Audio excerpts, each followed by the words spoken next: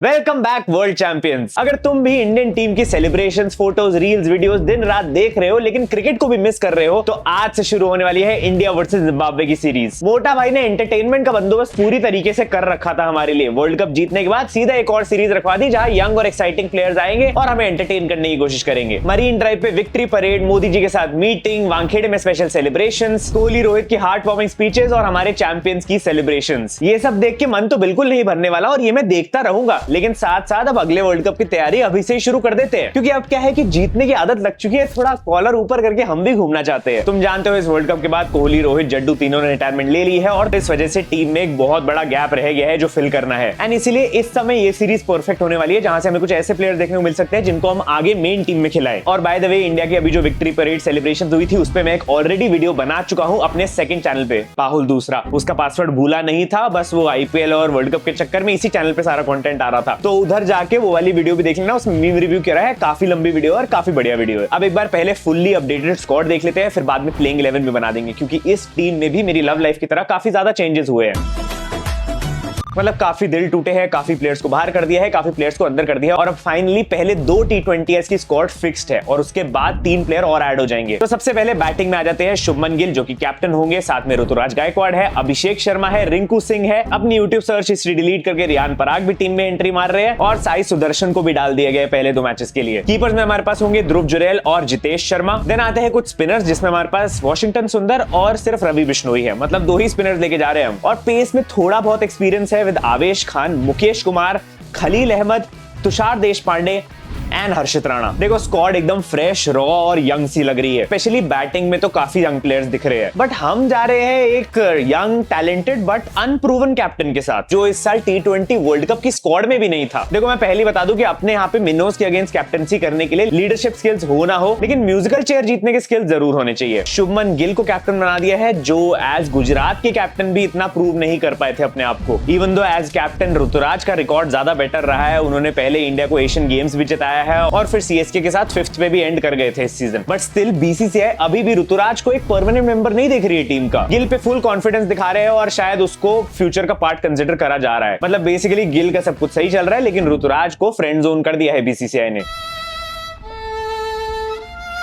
मेरे हिसाब से देखा जाए तो कायदे से कैप्टनसी संजू सैमसन की होनी चाहिए थी यहाँ पे, जो कि ऑलरेडी टीम का पार्ट थे, बट क्योंकि हमारी वर्ल्ड कप वाली स्क्वाड लेट हो गई तो संजू सैमसन, दुबे और जायसवाल ये तीनों अब 3rd T20 ऐसे टीम में वापस ज्वाइन करेंगे। बट स्टिल जब अनाउंस भी हुई थी तब भी शुभमन गिल ही कैप्टन थे, तो ये डिसीजन मुझे थोड़ा सा वियर्ड लगा, बिकॉज सीनियोरिटी को भी देखा जाए और राजस्थान को इतने सालों से बंदा कैप्टन करता आ रहा है और वर्ल्ड कप की स्क्वाड में भी था, उस हिसाब से तो यार संजू का कैप्टन करना बनता था। एटलीस्ट एक सीनियर फिगर चाहिए जो इस सब यंगस्टर्स को ग्रूम करे। बट ठीक है भाई, अभी कुछ टाइम के लिए तो इंडिया की कोई डिसीजन पे लोग शक कर नहीं सकते, बिकॉज वर्ल्ड कप जीते हैं तो कोई सवाल नहीं बनते भाई। कुछ अच्छा ही सोच रहे होंगे। मतलब सबसे बड़ी कंफर्म प्लेइंग 11 न्यूज ये है कि भाई शुभमन गिल ओपनिंग करेंगे अभिषेक शर्मा के साथ, यानी गायकवाड़ का पत्ता यहाँ पे भी कट गया और वो शायद नंबर 3 पे खेले या नंबर 4 पे खेले या फिर खेले ही ना। बट मुझे लगता है गिल के कैप्टन बन जाने से ना हम लोग ओपनिंग में एक्सपेरिमेंट कर ही नहीं पाएंगे और मुझे तो देखना है अभिषेक और जायसवाल को साथ में ओपनिंग करते हुए। वो जो लीथल कॉम्बिनेशन होने वाला है ना, वो क्रेजी होगा। देखो इस पूरी सीरीज में मैचेस बहुत वियर्डली प्लेस्ड होने वाले हैं। जून 6 और जून 7 को 2 मैचेस लगातार है, मतलब आज भी है और कल भी होने वाला है। उसके बाद 3 दिन का ब्रेक है, 10th को मैच है, उसके बाद फिर 3 दिन का ब्रेक है और 13th और 14th को मैच है। पता नहीं भाई क्या फूक के शेड्यूल बनाया गया है, लेकिन 4:30 बजे मैचेस होंगे। खैर अपने को इतना तो पता है कि अगर हम मिनो टीम के अगेंस्ट खेलने जा रहे हैं तो हो सकता है हम 5-0 करके या 4-1 करके ये सीरीज जीत भी जाए, बट हम एकदम एक यंग और अनप्रूवन स्क्वाड भेज रहे हैं। अगर पाकिस्तान होती तो यहाँ पे भी बाबर, रिजवान और अपनी फुल स्ट्रेंथ स्क्वाड भेज देते, फिर भी 3-2 हार के आ जाते। शायद इसीलिए हम वर्ल्ड चैंपियंस है और वो यूएसए से भी हार गए थे। पाकिस्तान को तोड़ने की जरूरत थी नहीं, लेकिन मन कर रहा था।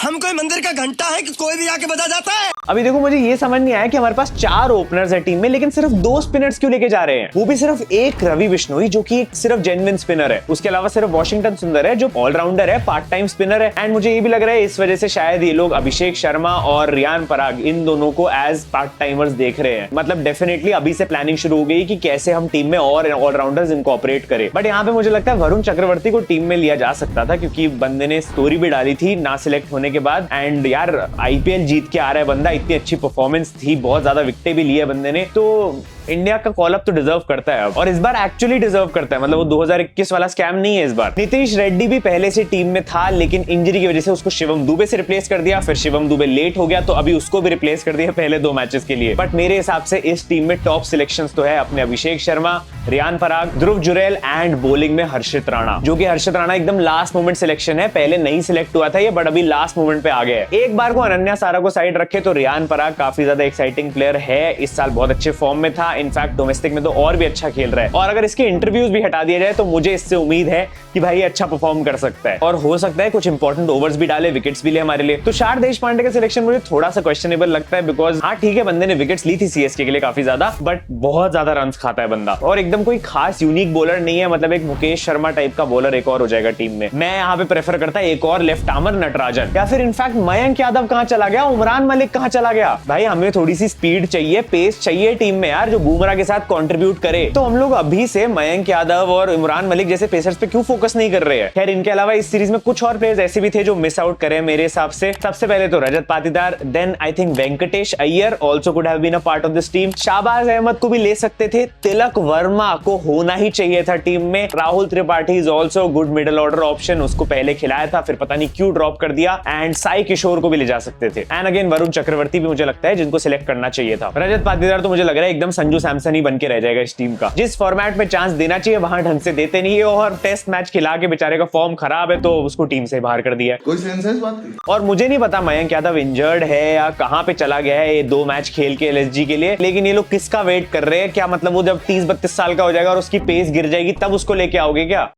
हमारे यहाँ ऐसा ही होता है। इनफैक्ट एलएसजी से काफी ज्यादा अच्छे बॉलर्स थे, मोहसिन खान टाइप बॉलर्स भी थे जिनको सिलेक्ट किया जा सकता था, क्योंकि क्लियरली इस टीम की सिलेक्शन तो आईपीएल के बेसिस पे ही हुई है। और फिर भी तिलक वर्मा सिलेक्ट नहीं हुआ। मुंबई के लिए सबसे ज्यादा रन बनाए थे बंदे ने शायद। एंड तुम ये सोच के देखो कि इतना टैलेंट है, इतना ज्यादा टफ कंपटीशन हो गया है कि जिस बंदे ने आईपीएल जीता, केकेआर को ट्रॉफी जिताई, श्रेयस अय्यर, उसका नामो निशान नहीं दिख रहा टी20 की स्क्वाड में। हाँ अभी गौती भाई कोच नहीं बने हैं, इस सीरीज के लिए वीवीएस लक्ष्मण ही कोच है, लेकिन फिर भी यार मुझे लग रहा था कि हो सकता है इस सीरीज में श्रेयस अय्यर, केएल राहुल, इन दोनों में से किसी एक को तो एज अ सीनियर प्लेयर ले जाए ना, जैसे शिखर धवन को पहले ले जाते थे जूनियर्स को ग्रूम करने के लिए। बट नहीं, इस बार जूनियर को ही लेके जा रहे हैं जूनियर को ग्रूम करने के लिए। ईशान किशन का तो पूछना भी मत, उसको पता है उसका सिलेक्शन अब बिल्कुल नहीं होने वाला है, इसीलिए वो हार्दिक पांड्या की रील्स में आ रहा है। उसको वेट है जिस दिन हार्दिक पांड्या कैप्टन बन जाएगा उस दिन मैं आ जाऊंगा टीम में। बट ठीक है, इवन दो डिजर्विंग प्लेयर्स कुछ रह गए हैं, बट स्टिल जो भी टीम गई है वो भी बहुत अच्छे प्लेयर्स गए हैं, तो उनको अच्छी परफॉर्मेंस तो देनी ही चाहिए। खैर फाइनली इस सीरीज के लिए अभी पहले 2 मैचेस के लिए एटलीस्ट मेरी प्लेइंग 11 देख लेते हैं। ओपनिंग पे मैं डाल रहा हूँ कैप्टन शुभमन गिल और अभिषेक शर्मा को। देन नंबर 3 पे I think Rituraj fits better, he deserves to play. 4 number पे आ जाते हैं हमारे YouTube history specialist Riyan Parag, और 5 पे कीपिंग संभालने ध्रुव जुरैल। मुझे तो ये भी लग रहा है वैसे कि संजू सैमसन अगर टीम में आ भी जाएंगे 30-20 के लिए, तब भी ध्रुव जुरैल या जितेश शर्मा को ही टीम ट्राई करने वाली है। सैमसन को यहाँ भी मौका नहीं देंगे ये लोग। हमारे साथ ऐसा ही होता है। 6 पे आ जाते हैं फाइनली एक बंदा जिसकी हम बहुत टाइम से वेट कर रहे थे टी20 में खेलता देखने के लिए, वो है रिंकू सिंह। फिर 7 पे वॉशिंगटन सुंदर, फिर 8 पे बिश्नोई, और पेसर्स में मैं जा रहा हूँ Avesh for some experience, Khaleel Ahmed for some left arm pace, and Harshit Rana for some flying kisses. Tension मत लो हर्षित भाई, यहाँ फ्लाइंग किस दे देना, यहाँ बायलैटरल्स में कोई फाइन नहीं लगाने वाला, क्योंकि ये सीरीज कोई देखेगा ही नहीं। अरे मोटा भाई तो आजकल खुद विराट कोहली को देखने में बिजी है यार, मैं अपनी क्रश को इतने अच्छे से नहीं ताड़ता जितना मोटा भाई ताड़ रहे हैं। बट एनीवे ये मेरी प्लेइंग 11 है फर्स्ट मैच के लिए, और देखो मैं सोच रहा हूँ इस पूरी सीरीज में 3 वीडियोस में कवर करा जाएगा। जैसे 6th और 7th मैच को एक वीडियो में कवर कर लेंगे, 10th वाले मैच को फिर अगली वीडियो में कवर कर लेंगे, और फिर 13th और 14th के लिए एक अलग वीडियो बना देंगे। मैं एक्सपेक्ट कर रहा हूँ कि हम ये सीरीज 4-1 तो जीती जाए, क्योंकि टैलेंट कूट कूट के भरा हुआ है, प्लेयर्स इन फॉर्म भी थे ये आईपीएल में, तो